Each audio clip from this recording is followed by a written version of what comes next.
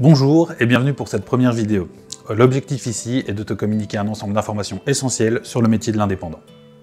Avant tout, il est utile de se pencher quelques instants sur la définition même d'un indépendant.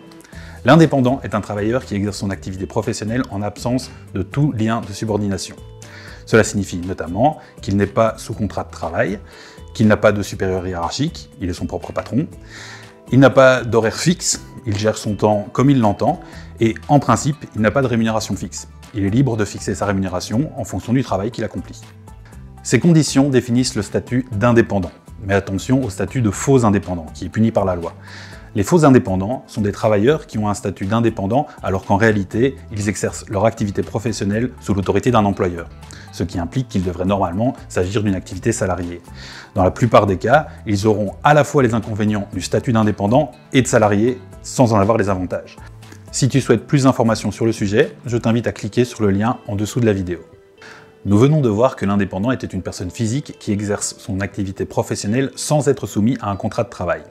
Le statut d'indépendant ouvre également l'accès à certains droits, parmi lesquels contracter un bail commercial afin d'établir son commerce en toute sécurité, collaborer avec d'autres entreprises, sous-traiter ou s'associer pour un chantier par exemple, protéger ses produits en déposant sa marque ou un brevet auprès de l'Office de propriété intellectuelle, l'accès aux différentes aides mises en place par les pouvoirs publics, aides qui sont, pour rappel, souvent liées au respect d'un certain nombre de conditions. Pour accéder au statut d'indépendant et aux droits qui y sont liés, il faut remplir un certain nombre de formalités et respecter un certain nombre d'obligations, parmi lesquelles, premièrement, l'inscription obligatoire à la BCE, la Banque Carrefour des entreprises. La BCE est une base de données qui regroupe toutes les entreprises belges. Une fois inscrit, un numéro d'entreprise unique est attribué à ton entreprise. Deuxièmement, l'immatriculation obligatoire à la TVA. Elle te permet de t'acquitter des taxes dues à l'État. Troisièmement, l'inscription obligatoire à une caisse d'assurance sociale. Celle-ci est chargée de percevoir les cotisations sociales qui permettent de couvrir la pension, les allocations familiales de naissance et autres, ton assurance maladie, invalidité et ton assurance sociale en cas de faillite.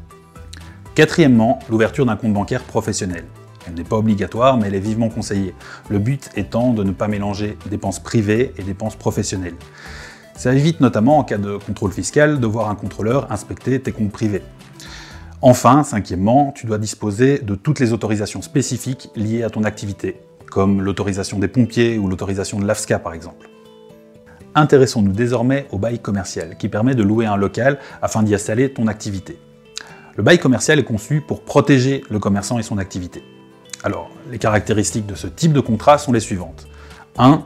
La durée du bail est par défaut de 9 ans. Cela t'évite de développer une activité florissante dans un quartier et ensuite de devoir quitter les lieux prématurément alors que ta clientèle est faite.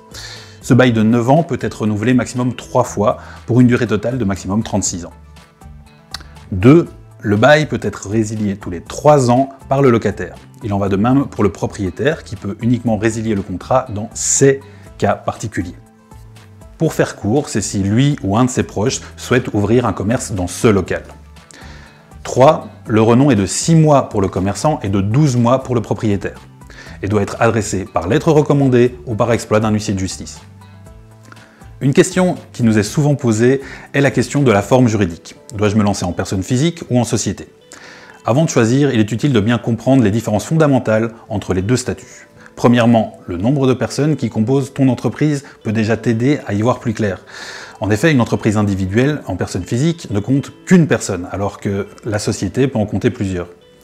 Une association entre plusieurs personnes physiques est toujours possible, à travers ce qu'on appelle une association de fait. Si tu souhaites t'associer avec quelqu'un, il est utile de te renseigner à ce sujet auprès d'un conseiller spécialisé. De plus, la responsabilité n'est pas la même selon la formule choisie. Une responsabilité limitée indique que la responsabilité des associés se limite au montant de leur apport. Une responsabilité illimitée n'implique pas de distinction entre votre patrimoine privé et celui de l'entreprise. Le risque est donc beaucoup plus grand puisqu'il ne se limite pas qu'au montant de votre apport.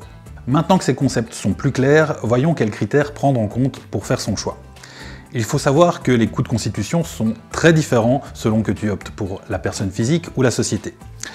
Constituer une société, ça coûte généralement plus cher, notamment car il est nécessaire de passer devant un notaire dans la plupart des cas. Il y a également d'autres raisons qui rendent la société plus coûteuse que la personne physique. En règle générale, les obligations administratives sont plus lourdes en société qu'en personne morale. Le fait d'être seul ou à plusieurs peut également orienter ton choix. En effet, si tu comptes t'associer, la société semble préférable, même si l'association de fait peut aussi être envisagée. Le taux d'imposition est différent selon la formule qu'on choisit. En personne physique, tu seras taxé selon la tranche d'imposition dans laquelle tu te trouves, cela peut varier de 25 jusqu'à 50%.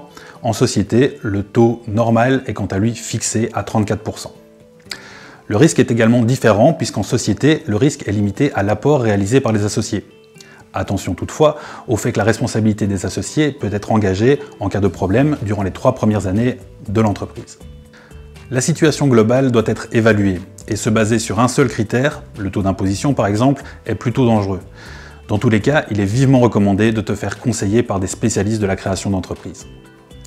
Voilà, j'espère que cette vidéo t'aura apporté des réponses. N'hésite pas à consulter les liens ou ton conseiller pour plus d'informations. Et à très bientôt chez jecrémonjob.be.